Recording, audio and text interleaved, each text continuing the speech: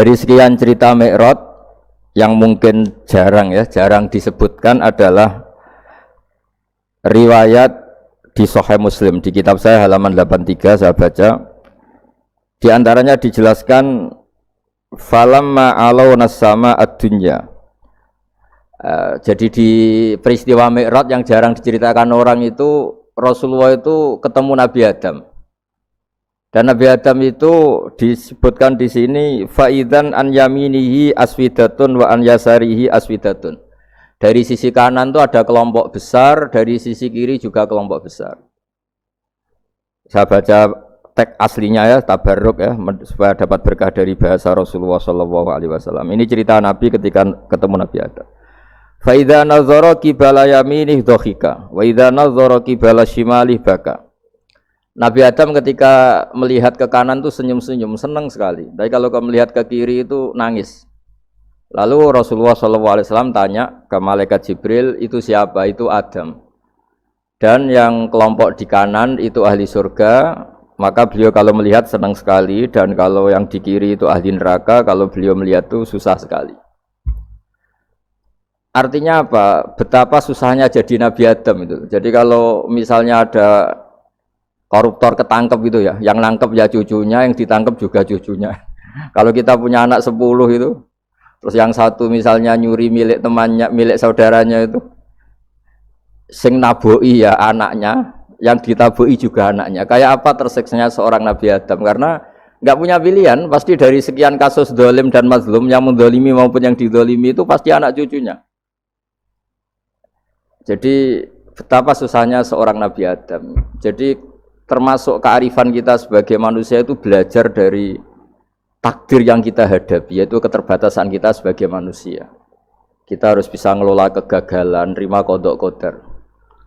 Makanya kata Mbah Mun, abahnya Gus Hasin itu sering cerita ke saya, iman itu paling dhuwur itu iman qadha qadar, khairihi wa syarrihi minallah. Kita harus punya kesiapan iman khairihi wa syarrihi minallah. Bahwa segala kebaikan, segala syar itu sudah digariskan oleh Allah Ta'ala. Kita bisa apa sebagai manusia? Jadi pertama Nabi Muhammad ketemu di as-sama'id dunya, langit paling dekat, itu ketemu Nabi Adam dengan kondisi seperti tadi. Kalau melihat ke kanan itu senyum, karena itu anak-anak beliau, turunan beliau yang ahli surga. Kalau melihat ke kiri itu nangis, karena itu cucu beliau yang ditakdir tidak jadi orang baik. Artinya kalau ada peristiwa sosial apa saja, yang satu zalim, yang satu mazlum, atau yang satu benar, yang satu salah, atau sama-sama benar tapi salah faham, itu semua adalah cucu Nabi Adam alaihis salam, dan itu membuat beliau kadang-kadang dohika, kadang-kadang senyum, kadang-kadang baka, kadang-kadang nangis. Jadi itu yang menjadikan tambahnya arifnya Rasulullah SAW. Saya teruskan. Qultu ya Jibril man hadha qal hadha Adam wa hadhil aswida an yamini wa an shimali nasamu bani fa ahlul yamin ahlul jannah wal aswida allati an shimali ahlun nar fa idza nazara qibala yamini dhahika wa idza nazara qibala shimalihi baka. Itu seperti misalnya kita punya anak 5, yang satu sukses jadi profesor doktor atau jadi orang alim, yang satu sekolah saja agak naik, misalnya sudah agak naik, ngentekno dunya itu nghabiskan harta itu kan.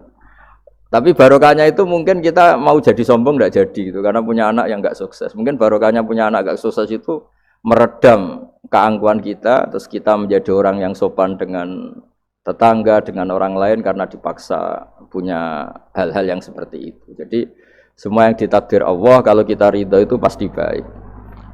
Karena ya kata yang ngarang kitab hikam itu, orang tawadhu itu kalau dinasihati pakai teks saja tidak cukup. Kalau punya utang itu tawaduk sendiri gitu, guyonannya orang-orang kiai gitu. Ada orang sombong, supaya ada sombong kalau dia ketemu orang yang ngutangin itu pasti sopan sendiri. Jadi kalau dinasehati suruh sopan susah, tapi kalau ketemu orang yang ngutangin atau ketemu orang yang dia butuh pasti dengan sendirinya sopan sendiri. Atau ketemu orang yang menjadikan anaknya dapat pekerjaan, menjadikan keluarganya dapat job pekerjaan, pasti dia sopan sendiri karena utang jasa.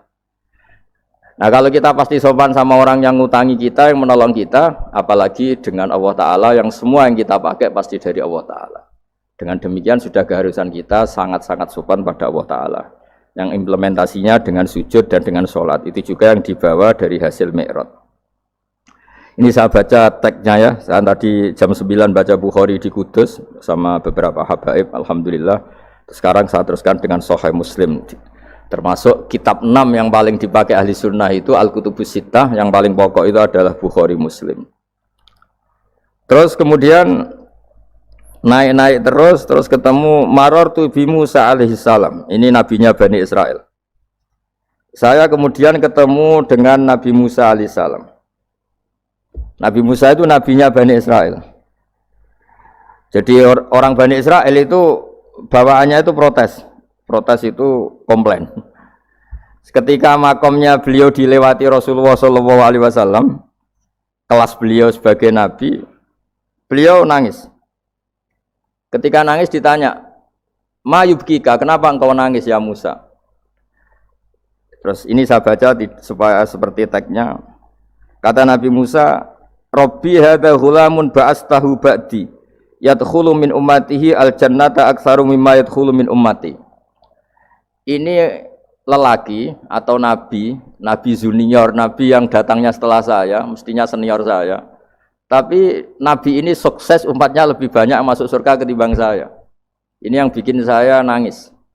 Jadi pikirannya Nabi Musa kalau beliau senior, beliau lebih dulu ya umatnya lebih banyak masuk surga. Ternyata enggak, masih banyak umatnya Rasulullah SAW.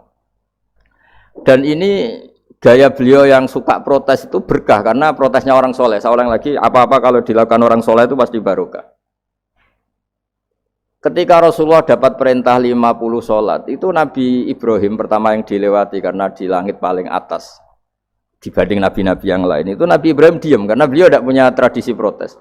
Semua nabi diam karena Allah memerintahkan pasti sudah bagus lah, sudah diukur kekuatan hambanya. Tapi ketika Nabi Musa, beliau orang pertama komplain. Dapat apa kamu ya Muhammad? Dapat 100 sholat, dapat 50 sholat. Apa komentar Nabi Musa? Umat saya lebih gagah-gagah, lebih keren-keren. Pernah saya uji itu tidak ada yang mampu, apalagi umat kamu. Maka kamu mintalah keringanan. Fas'alhu takhfif, kamu harus minta keringanan. Masyhur itu riwayat itu. Kemudian Nabi minta keringanan sama Allah dipotong hanya 5. 5 masih 45, dipotong lagi 5 masih 40 sampai 9 kali pemotongan. Akhirnya jadi 5 sholat. Itu satu menjadi pelajaran bahwa hubungan dengan Allah Ta'ala itu tidak perlu malu. Karena Allah itu suka kalau dimintain. Mestinya kan dipotong 5 minta lagi sungkan, dipotong lagi 5 minta lagi sungkan, tapi ternyata berkali-kali. Bahkan ketika sudah 5 itu Nabi Musa masih bilang, "Ya Muhammad minta lagi keringanan." Jadi kalau itu dikabulkan itu jadi tidak ada sholat itu kalau 5 masih minta. Nah, sampai Rasulullah itu tanya ke Jibril, "Ya Jibril, bagaimana dengan gaya komplainnya Nabi Musa?" Hiddah itu sering komplain. Jawabnya malaikat Jibril, "Ya roh hiddata." Allah tahu betul tentang komplainnya Musa dan Allah senang. Ya karena bawaan beliau begitu. Ini penting saya utarakan bahwa dalam Islam itu orang yang lemah lembut, yang samahah, Awwahun halim kayak Nabi Ibrahim itu juga Allah suka. Yang suka komplain tapi demi hak bukan demi konflik. Saya ulang lagi, demi hak bukan demi konflik juga Allah suka. Itu kita menjadi dapat sholat yang hanya 5 itu barokahnya komplainnya Nabi Musa. Karena kita yang lemah ini diukur dengan umat beliau yang kuat, ternyata umat beliau tidak kuat. Barokahnya tidak kuat itu dipakai tolak ukur, apalagi umatmu ya Muhammad. Kemudian itu yang menjadikan Nabi sebagai orang yang sangat tawaduk karena yang merintahkan itu senior. Meskipun kita tahu Nabi Muhammad itu Sayyidul Awwalin wal Akhirin, tapi secara lahir, secara jusmani beliau lahir paling belakang. Dan secara lahir juga beliau Nabi paling terakhir. Jadi secara hukum adab beliau harus sopan. Tentu sopan itu jadi panutan kita. Meskipun kita tahu hakikat beliau adalah Sayyidul Awwalin wal Akhirin. Secara hakikat. Nanti kita bicara lebih jauh tentang jusmani dan ruhani. Nah akhirnya keturutan sampai 5 sholat yang kita lakukan sekarang itu barokahnya komplainnya Nabi Musa.